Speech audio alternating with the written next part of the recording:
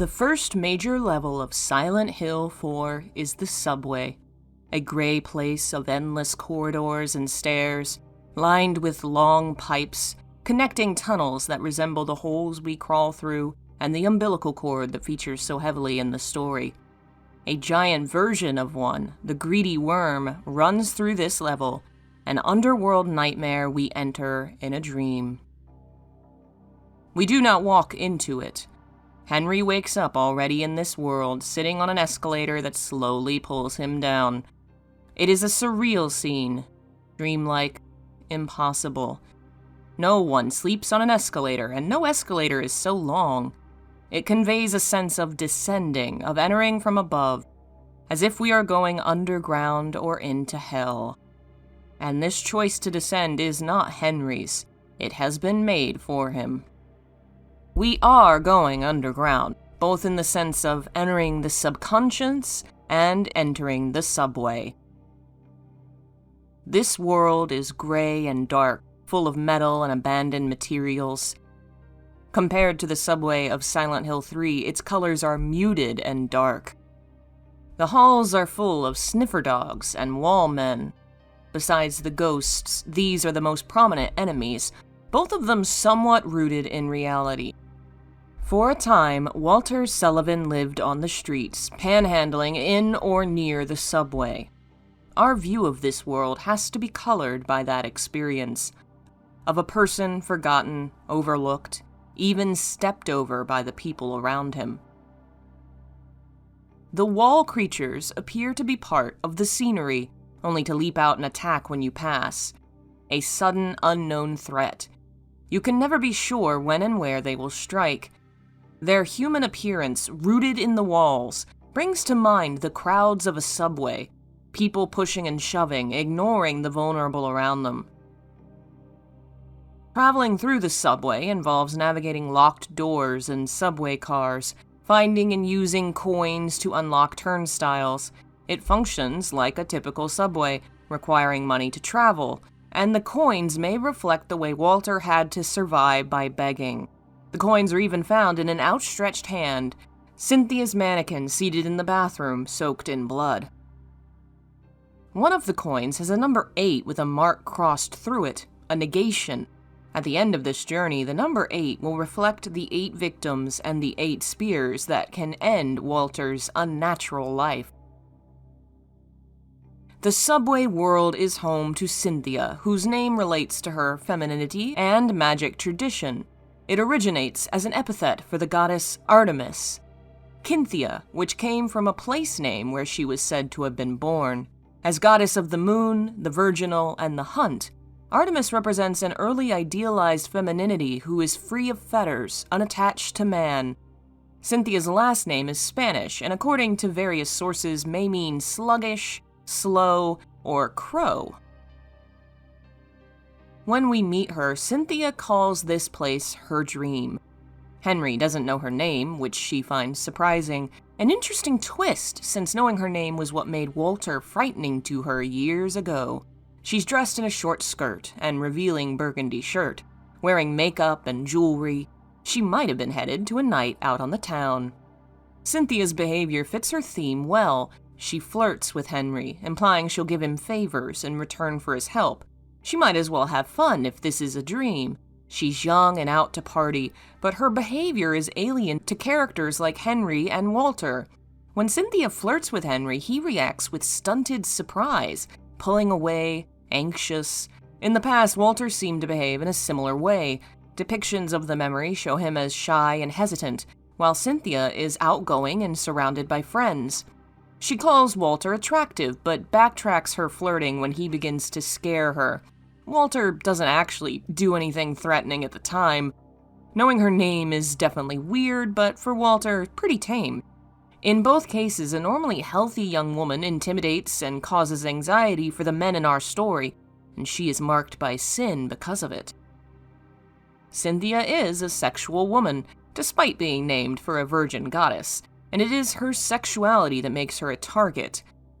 Walter Sullivan is a deeply troubled individual, one whose anger and violence are aimed most heavily at women.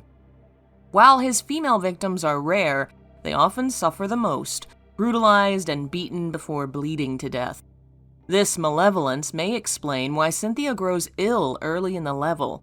Claiming she's about to puke, she flees into the bathroom and Henry is attacked by sniffer dogs. The illness may be due to this world she's in, a world manifested by a man who both desires and despises her. Like Andrew, who awakens in a cell, terrified, this world turns upon Cynthia the feelings of its creator. Richard also runs around with a gun, clearly feeling threatened. Only Jasper is completely unbothered by this other world, and he is a willing sacrifice. Cynthia is the only victim Henry meets who is able to reach him in the outside world. Twice, Henry receives a mysterious phone call from the other world. The second call is clearly Cynthia's voice begging Henry to return. Though the cord to the phone line is cut, Henry is still able to receive her calls, implying a supernatural origin. Returning to the other world, we find the bathroom is now occupied by a strangely pale mannequin, an exact copy of Cynthia. Its wrists are bloody, arms outstretched, with the coins Henry needs in one hand. The voice on the phone told us Cynthia had coins for us if we needed them, but we don't get them from the real woman. Is this some echo of the woman we're trying to save, or something created by Walter's mind? We find the real Cynthia on the subway platform, trapped in one of the subway cars, shouting that someone's coming. Perhaps she can sense the spirit that is taunting her. It's obvious she could be dead already if Walter wanted her to be. He is playing with her, and with us. This is reinforced when Cynthia disappears once again. Later, we hear her on the intercom telling us she's found the exit, but that her attacker is on her heels. Walter's allowed her to go so far, to feel so much hope, before he inevitably catches her. The subway platform reveals more of the twisted nature of this dream world. Up above, most of the environment seemed familiar, if damaged and muted in tone. Down here, hell begins to rear its head, particularly in the train cars. The ground warps, hooks cut into the floor and pull it taut as if it were made of fabric or skin.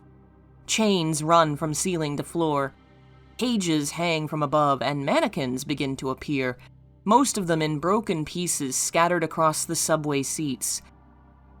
Ghosts first appear in the stairs leading to this zone, and they begin haunting Henry throughout the last half of the level, almost implying it is the subway itself that represents hell for Walter. Below the subway platform is a darker, stranger zone, made of metal platforms suspended by chains above red-stained floors. It is bright and bloody, and unlike the higher areas, doesn't seem to relate to a real place in the subway. We are under the underground, in something surreal and violent, and the further we go, the darker and bloodier the subway gets. Another strange section is the escalator, an impossibly long stairway lined with wallmen waiting to strike. It's a delaying tactic, Walter using his influence on the world to slow Henry down. The threat's not deadly, but annoying. Altogether, Walter's subway is hardly a friendly place. The entry levels are tame but lead into a heavier darkness. The emphasis is placed on traveling downward, on a sense that we are very far below ground, perhaps reflecting a young Walter's exaggerated feelings. To a boy traveling on his own, going underground to the subway might feel like descending into hell. Wallmen haunt the escalators, ghosts haunt the subway cars, which are broken, damaged, bloody, and chained. The general level resembles a subway, but the details point to a hatred and fear of this place. Imagining the seats lined with broken bodies, the walls as men watching to strike, feral dogs haunting the halls. For Walter, the subway is a place in which he must struggle, suffer, and feel the terror of being at the mercy of others, all so he might make it to see his mother. Cynthia's death occurs near the turnstiles, inside the nearby office, so close yet so far from safety. Blood soaks the room, splattering the walls. It looks as if she was cut or stabbed over and over. There's also a large round spot that may indicate where Walter slammed her head against the glass. Numbers are carved onto her chest, on her front where Walter could watch her face and see her pain, and where he would be inevitably groping her while scarring her. She may be the victim who suffers most, all for a childish rebuff she made years ago. Henry is visibly horrified by her appearance. When he enters the room, eyes widening, running to her, he gently cradles her body and asks the obvious, "Are you okay?" It's a very human thing, asking the obvious in a difficult situation, more common than you'd think. It's instinct, the social norm taking over in a time that is completely abnormal. Cynthia insists this is all just a dream. And it is, but it is a deadly one. Her bloody hand cradles Henry's face, and he comforts her, agreeing with her. This is just a dream. The woman dies in his arms as Room of Angel plays, and the camera zooms out. More than any other victim, Cynthia's death is given room to grieve, to highlight her loss. Henry gently places her on the ground, lays her hand on her chest, covering the carved numbers. He closes her eyes. As the song plays, the camera focuses on her bloody, bruised face, before slowly floating upward and fading out. So much of Cynthia's story is unique in the many victims of Silent Hill 4. Her suffering seems the most pronounced and drawn out, with the woman being reunited and separated from Henry multiple times. Only Cynthia is given a chance to call for help. Only Cynthia has a mannequin copy of herself. And only Cynthia has a drawn-out mourning scene. She is the only victim to receive a vocal song during her death, the self-same theme song of the game as a whole, Room of Angel, sung by Mary Elizabeth McGlynn. Room of Angel is a haunting melody. A first-person speaker describes their feelings for their dearest mother, while singing a lullaby, traditionally the role of a mother to their child. The reversal reflects the reversal of feeling, since this is not a kind or loving song, but a cruel one. The speaker always despised their mother, and doesn't feel enough to cry for them, even though the mother herself is apparently lying silent with tears. The song, a lullaby, is meant to put them to sleep, the opposite of Walter's goal, who wants his mother to wake up. The second verse says the mother is sleeping dormant deep inside of me, and the speaker asks where they are. Are they lost? Are they flying high? Are they happy? The speaker discusses their own death as a blessing. Their corpse could feed growing plants in the field. They would not feel sad, would not apologize. And the verse ends asking, where is the light? Is it weeping somewhere? The rest of the song is a repeat of the chorus. Here's a lullaby to close your eyes. Goodbye. The song's name reflects Walter's personal beliefs. The room is his mother. It is an angel because he sees his mother as something holy, sacred, a goddess. But still he despises her, despises himself. And nowhere in the song does the speaker truly seem to desire a reunion between them. The mother should sleep, and the speaker perhaps would be better off dead. The song seems to reflect the reality of the best endings of the game. Walter deceased, his mother asleep. And as such, this song might reflect the saner, more human side of Walter, who doesn't want the ritual to succeed. Why does this song play with Cynthia? Why not play the song during Eileen's attack, when Henry finds her bloody and bruised in front of young Walter? Personally, I think it relates to how Walter really sees these various women. That Cynthia is closer in his mind to his real physical mother, while Eileen is the ideal, the perfect mother, who does not fully face his wrath or hatred. As a child, Cynthia insulted Walter, pushed him away when he reached out.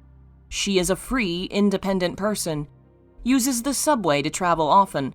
She's dressed for a party and was drinking the night before. She is living, all without any attachments to a man, truly reflecting the goddess she is named for. Walter despises this.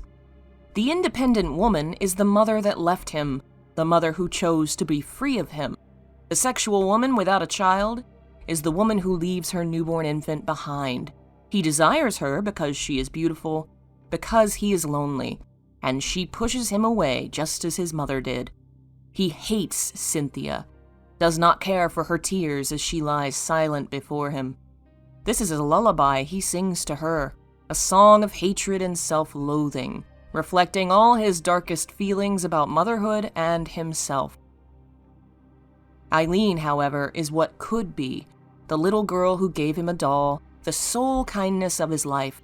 Though she is a woman and a mother figure, she is not despised. Her suffering by comparison is far lesser, and even Walter seems conflicted about killing her. The song is not hers, though perhaps there is a reference in it. Eileen's full name, meaning white or bright, could be the inspiration for a line of the song. Where is the light? I wonder if it's weeping somewhere. Room of Angel is not the only song associated with Cynthia. Another is Your Rain. She appears in the game Dance Dance Revolution singing the song, and the lyrics might reflect her own thoughts and feelings. Oddly enough, the song doesn't appear in full in Silent Hill 4. Pieces of it play during some of the game's endings, specifically the Mother and Escape endings, the two better options. The lyrics open with a singer who is dancing alone again, while rain is falling. Another person is being addressed, someone no longer here, only their scent remains to dance with me. It's a song about love lost. Nobody showed me how to return the love you give to me. Mom never holds me. Dad loves a stranger. If Room of Angel is about hating your mother, Your Rain is about being denied the option to love one. The speaker never wanted to bring the other person down, they just wanted simple, loving words. You touched my body once, implying a relationship, perhaps a romantic or sexual one. Though Walter did, in fact, touch Cynthia once before. And in the Crimson Tome, we learn that Cynthia also touched him. She's described as putting her hand to his cheek, which might be the first and only time a woman has touched him. The song takes a darker turn as the speaker asks if their screams are just whispers in this city. Busy people going nowhere, sounding a lot like the subway. No compassion, nothing matters. The rest of the lyrics repeat, ending on the phrase, like a flower in the basement waiting for a lonely death. Your Rain Reprise, which plays in the two endings, has only these lyrics. I never wanted to bring you down, all that I need are some simple loving words. It is much softer and more melancholy than the full track. While the speaker addresses an unknown lover, the song doesn't feel intended towards a specific person. You could try and make it fit Cynthia's relationship with Walter, and it somewhat does, but it feels more like her general feelings towards men, and perhaps both Walter and Henry. Cynthia never meant for her behavior to hurt anyone, to bring them down. She just wanted love, trying to fill a hole her distant family left in her. It reflects what we know of her childhood, having been only 13 when she was wandering the subway with her friends, talking about going to nightclubs. She's clearly not being closely watched, already putting herself into sexual situations, desperate for love and attention of any kind. Rain, a symbol of melancholy and sorrow, is falling, while Cynthia is dancing, attempting to ignore the pain she's feeling. She feels lost. Her screams, a metaphor for her suffering in general and her literal murder, are just whispers to this city, to the busy people. How many times did Cynthia feel alone and unloved on the subway, just like Walter did? Perhaps this is why she shows him sympathy when they first meet. Her friends try to drag her away, but Cynthia reaches out to Walter, touches him, tries to talk to him. Only when he begins to show just how strange he is does Cynthia recoil in fear. Her first instinct was to try and reach out to him. That same instinct pushes her to flirt with Henry, to promise sexual favors for his help. Cynthia needs to feel wanted, to feel loved, because she has been lacking love all her life. Halfway through the game, Henry returns to the subway world. Given what happened last time we were here, it is a bit nerve-wracking to see it again, to wonder if some remnant of Cynthia might not be waiting for us. Though it may be familiar, it is not the same. Pathways have shifted, blockades sprung up, and the decay has worsened. Down below, the red-floored rooms now pulsate like living flesh. In the bathroom, Henry can return to room 302 to obtain the coin needed for the turnstiles. While there, he receives a note from young Walter containing a toy key. He hopes his mother will wake up soon, implying there's something to help her inside his toy train. Well, there's no toy train around, but there is a toy box on the subway platform. Unlocked, we find a filthy coin inside, which, once cleaned, can be used on the vending machine to obtain the murder scene key. The entire level centers around the use of coins, specifically a coin young Walter left behind. When you consider Walter's life, it seems to reflect his own experiences, begging for coins to survive, using the coins to access the only food readily available, and perhaps hiding money and supplies in the subway to keep it from being taken from him when he returned to the orphanage as a young boy. It also centers on Cynthia herself. We are trying to get back to the room she was killed in to retrieve an item she left behind. Due to Eileen's own injuries at Walter's hands, this ticket is the only way she can escape the underground and keep moving. Cynthia is essential to Eileen's survival, one woman saving another from their mutual killer, even after the first victim is passed on. Poor Cynthia cannot be saved, but her ticket will help us save Eileen. Long black hair lines the floors like a trail of breadcrumbs, and near the scene of her death, Cynthia's ghost rises to meet us.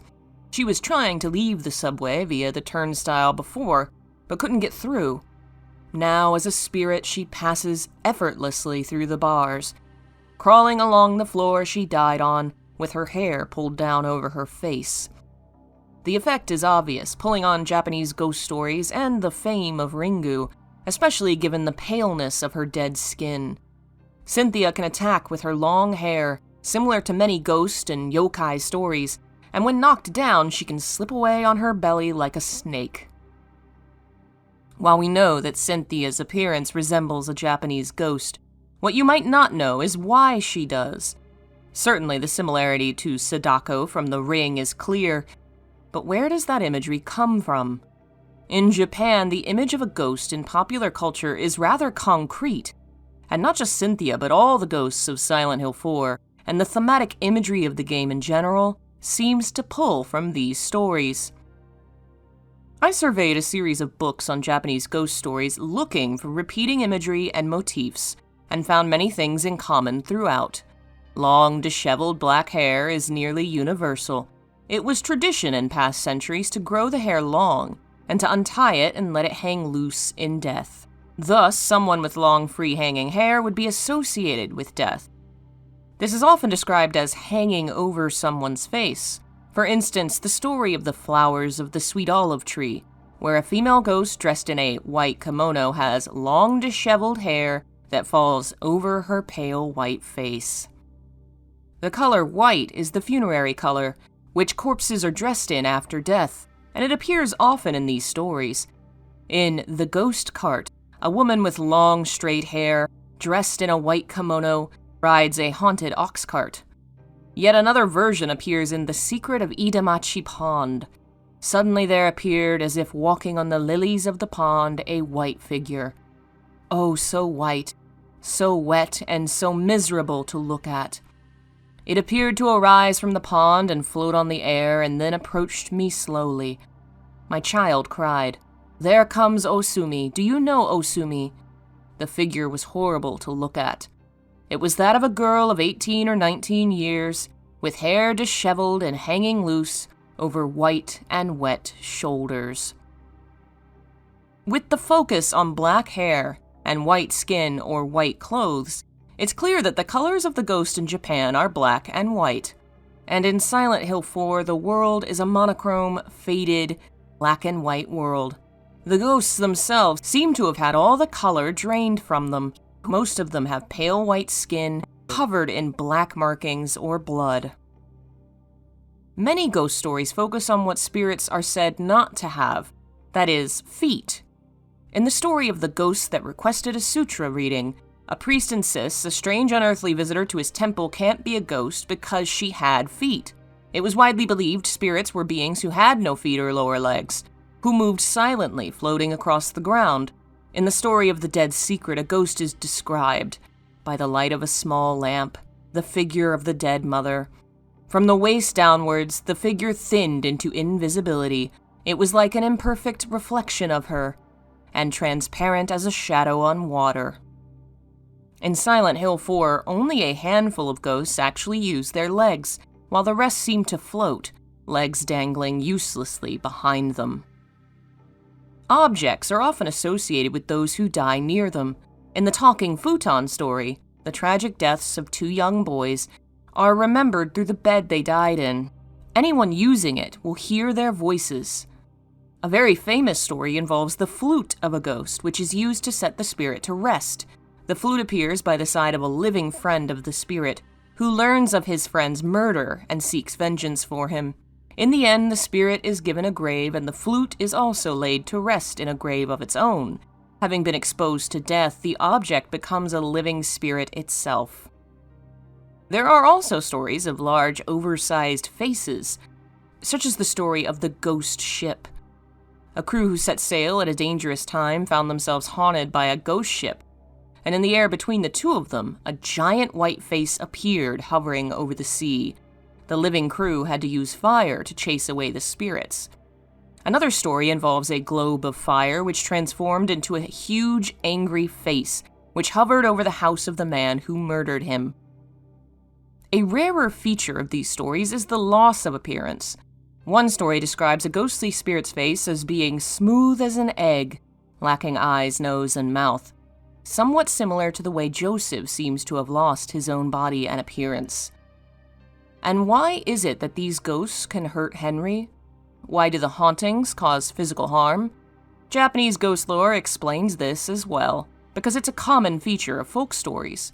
Ghostly energy is anathema to the living. We are of two different worlds, and exposure to the other world causes physical suffering and shortens lives. It's described this way in the story of the Peony Lantern. For the spirit of the living is yoki and pure. The spirit of the dead is inki and unclean. The one is positive, the other negative. He whose bride is a ghost cannot live.